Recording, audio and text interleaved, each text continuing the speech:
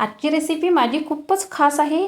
या बिया बाजारात सहज मिळतात, पण भाजी बनवली की एवढी चवदार होते, एकदा खाल्ली तर पुन्हा पुन्हा करावंसं वाटते। बी मात्र छोटीशी आहे, पण चव मात्र एवढी भारी आहे। चला तर बनवूया फणसांच्या बियांची भाजी। तर येथे मी 500 ग्रॅम फणसाच्या बिया घेतलेल्या आहे। आता या बिया वरून कडक असल्यामुळे वरची साल बत्त्याने थोडीशी ठीक या पद्धतीने काढून घ्यायची आहे।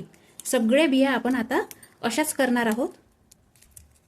बियांची साल काढून झाली की स्वच्छ 2 ते 3 पाण्याने या बिया क्लीन करून घेऊ।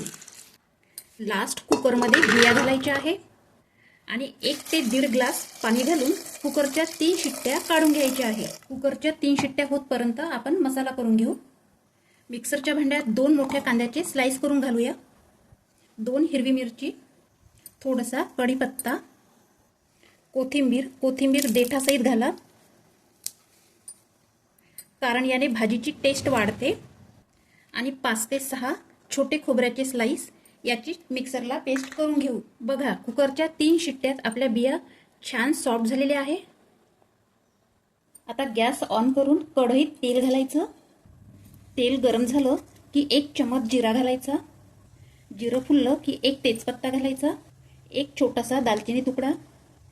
लगेच मिक्सरच्या भांड्यातली कांद्याची पेस्ट घालायची। कांद्याची पेस्ट कच्ची असल्यामुळे 2 मिनिट कांद्याची पेस्ट कुक करायचं। आता घालायची आहे 2 टोमॅटोची पेस्ट। दोन्ही पेस्टला तेल सुटतपर्यंत आणखी 2 मिनिट कुक करायचं। आता काही सुके मसाले घालूया। 1 चमच हळद, 2 चम्मच काश्मीरी लाल मिरची पावडर, 1 चम्मच धनेपूड, चवीपुरतं मीठ मिक्स करायचं। यात अर्धा कप पाणी घालून ग्रेव्ही 1 मिनिट कुक करून घ्यायची आहे। आता घालायची आहे या फणसाच्या बिया, मिक्स करायचं। मी लसूण अद्रक पेस्ट घालणे विसरूनच गेली, मला आत्ता आठवण आली, त्यामुळे मी आत्ता या ग्रेव्हीत पेस्ट घालते। नाहीतरी आपलं भाजीत पाणी घालायचंच आहे, पण तुम्ही मात्र कांद्याच्या पेस्ट नंतरच लसूण अद्रक पेस्ट घाला। पेस्ट मिक्स करून घेते। आता घालायचं मसाल्याचं मिक्सर पॉट घालून पाणी। तुम्हाला जेवढा रसा लागते त्यानुसार पाणी घाला।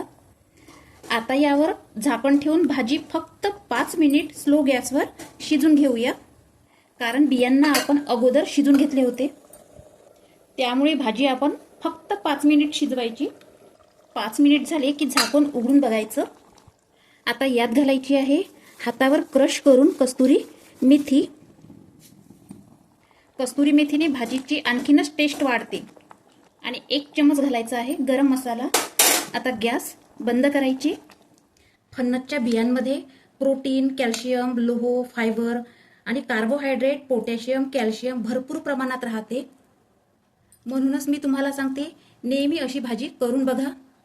आणि ही ग्रेव्हीने पूर्णपणे भरलेली असल्यामुळे कशी वाटली भाजी तर कमेंट्स करून नक्की सांगा। व्हिडिओला एक लाईक करा, चॅनलला सबस्क्राईब करा। पुन्हा भेटूया नवीन रेसिपी बरोबर। तोपर्यंत धन्यवाद।